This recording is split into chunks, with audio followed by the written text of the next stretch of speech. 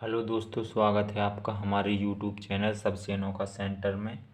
हम लोग प्रश्नावली 10.1 को हल कर रहे थे और इस वीडियो में हम इसका दूसरा प्रश्न हल करेंगे। देखिएगा प्रश्न क्या है। लिखिए सत्य या असत्य, अपने उत्तर के कारण दीजिए। ठीक है, यहाँ पर जो है हमें कुछ सत्य सत्य दिए गए हैं, हमें बताना है कि इनमें से कौन से पॉइंट सत्य हैं और कौन से असत्य हैं, और अगर सत्य हैं तो क्यों सत्य हैं और असत्य हैं तो क्यों असत्य हैं। ठीक है, कारण भी हमें देना है। तो देखिएगा पहला पॉइंट है हमारा, यहाँ पर हमने कुछ व्रत भी बना के रखे हैं जिनके माध्यम से हम आपको इन सत्य और असत्य को समझाएंगे। तो देखिएगा पहला पॉइंट है हमारा, केंद्र को वृत्त पर किसी बिंदु से मिलाने वाला रेखाखंड वृत्त की त्रिज्या होती है।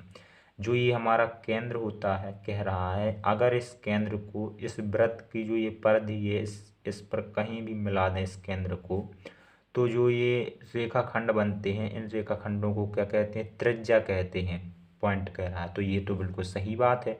जब हम केंद्र को परिधि से मिला देते हैं तो इस वाले भाग को, जो ये हमारा रेखाखंड है, इसे क्या कहते हैं, त्रिज्या कहते हैं। यानी कि जो ये हमारा पॉइंट है ये क्या हो जाएगा, सत्य हो जाएगा। तो यहाँ पर लिख देंगे सत्य।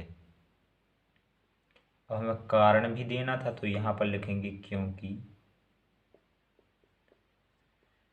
क्योंकि वृत्त का प्रत्येक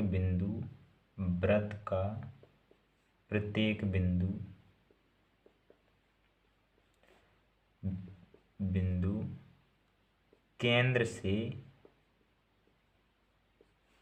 केंद्र से निश्चित दूरी पर होता है, एक निश्चित दूरी पर होता है,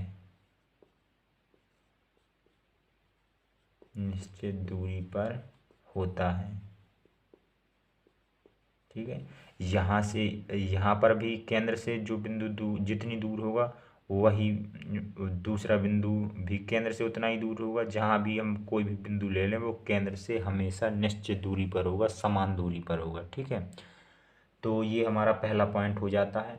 अब दूसरे पॉइंट में आ जाते हैं। दूसरा पॉइंट कह रहा है एक वृत्त में समान लंबाई की परिमित जीवाएं होती हैं। परिमित का मतलब है कुछ लिमिटेड, मतलब कि जिन्हें हम गिन सकें।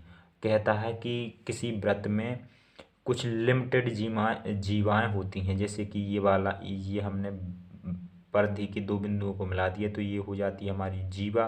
अब कहता है ये जो मान के चलिए ये किसी लंबाई की है तो इसी लंबाई की और भी कुछ जीवाएं होती हैं, ठीक है, जिन्हें हम गिन सकें। तो ये तो भाई गलत कह रहा है, क्योंकि इसी लंबाई की हम अनेक जीवाएं खींच सकते हैं। ये एक हमने ये खींच दी और हम कई जीवाएं ऐसी एक ही लंबाई की खींच सकते हैं। ठीक है, तो ये वाला पॉइंट हमारा असत्य हो जाएगा, क्योंकि यह कह रहा है कि परिमित जीवाएं खींची जा सकती हैं जिन्हें हम गिन सकें, लेकिन इसमें तो हम अनगिनतन जीवाएं खींच सकते हैं। ठीक है, तो यहाँ पर हम लोग लिख देंगे असत्य। असत्य। अब क्यों असत्य है यहाँ पर लिखेंगे क्योंकि समान लंबाई की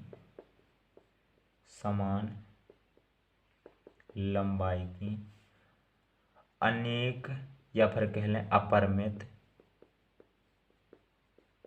जीवाएं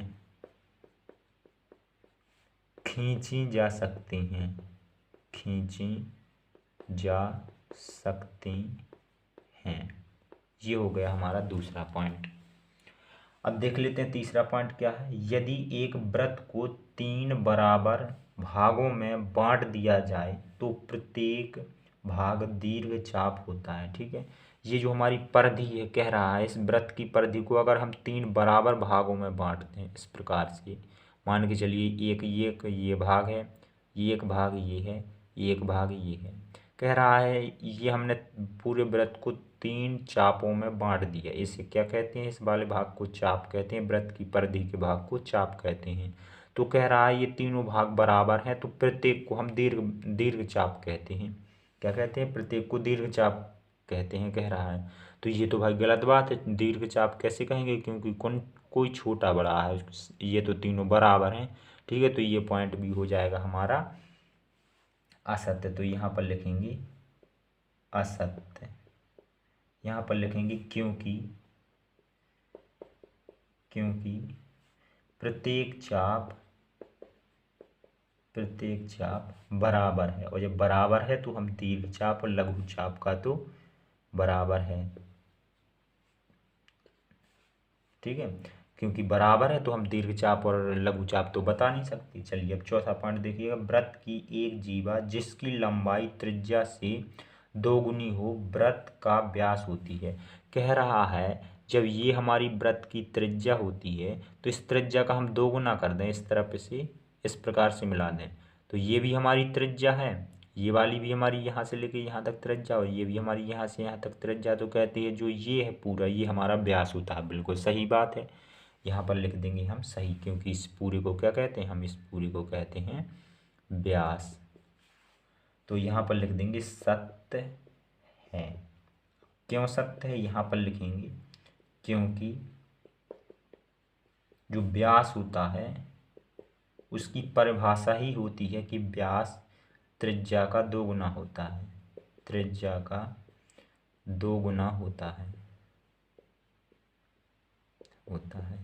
ये हमारा चौथा पॉइंट भी कंप्लीट हो जाता है। अब पांचवा पॉइंट देखिएगा, पांचवा पॉइंट है त्रिज्यखंड जीवा एवं संगत चाप के बीच का क्षेत्र होता है। कहता है जो त्रिज्यखंड होता है वो जीवा और जीवा एवं संगत चाप के बीच का क्षेत्र होता है। ठीक है, तो यहाँ पर देखिएगा जो त्रिज्यखंड की बात हो रही है तो त्रिज्यखंड हमारा कुछ इस प्रकार से बनता है।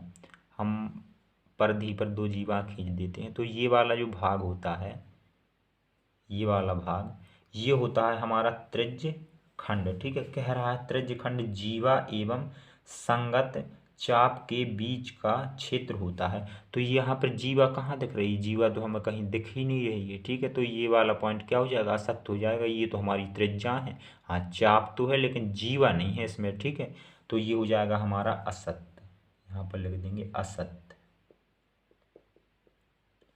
और कारण देंगे क्योंकि यह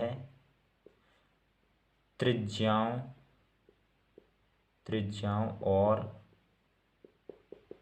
जीवा के त्रिज्याओं और चाप के बीच का भाग होता है, चाप के बीच का भाग होता है। और यहाँ बताया जा रहा है कि जीवा एवं संगत नहीं, हाँ त्रिज्याओं और चाप के बीच का क्षेत्र होता है त्रिज्यखंड, और यहाँ बताया जा रहा है जीवा और चाप के बीच का, तो ये तो असत्य हुआ ना। ठीक है, आखिरी पॉइंट देखिए, आखिरी पॉइंट है वृत्त एक समतल आकृति है। जो ये वृत्त होते हैं ना ये हमारे समतल आकृति होते हैं, यानी कि किसी तल पर ही बनाए जाते हैं। ठीक है, तो यहाँ पर हम लोग लिख देंगे सत्य, ये हमारा हो जाएगा सत्य। यहाँ पर लिखेंगे क्योंकि वृत्त समतल का एक भाग होता है, समतल का एक भाग होता है। क्योंकि जहाँ भी हम वृत्त बनाएंगे वो हमारा क्या हो जाएगा, समतल में स्थित हो जाएगा, तो समतल का एक भाग ही वृत्त बन जाएगा। तो मतलब कि जो वृत्त होती है वह एक समतल आकृति ही होती है। इस प्रकार से हमारा दूसरा प्रश्न कंप्लीट हो जाता है। चलिए मिलते हैं अगली वीडियो में, धन्यवाद।